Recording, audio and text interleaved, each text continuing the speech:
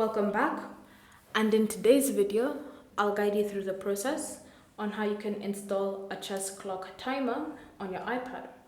So chess clock timers are really useful, especially if you're playing physical chess and you want a way to keep track of how much time you're taking to do your moves.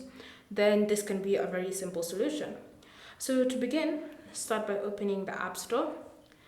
Then from here, use the search feature and type in chess clock timer.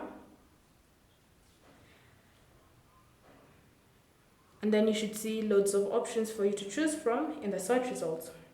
And so you can scroll through the different options that you're offered until you find one that suits your preferences.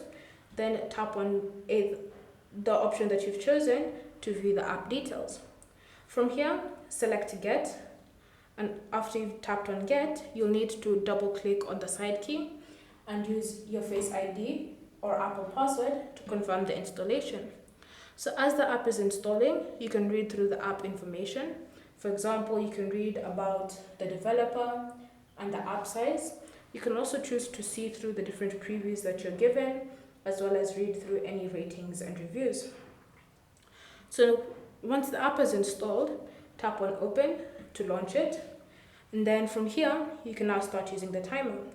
So if you want to adjust the timing, if you want to reduce or increase, it's very simple. All you need to do is tap on this adjust icon here and then choose how much time you want to take. So you can bring it down to 5 minutes, then select save time to adjust that option. So the good thing about this specific timer is that you can choose two different adjustments for two different players. So if you're a person who makes quick moves, you can decrease the time.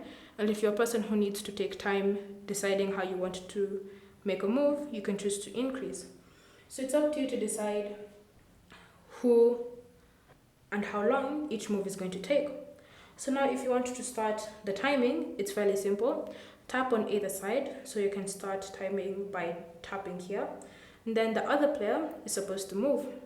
When the other player has finished making that move, then to start the other person's countdown, all they need to do is simply tap on that square again, and then it will move to the other person. So that's how you can keep changing. So it's time to make my move. I'll make my move, then tap on my square. Then they make their move and they tap on that square. Thank you for watching. If you have any questions or comments, leave them down below and we'll get back to you.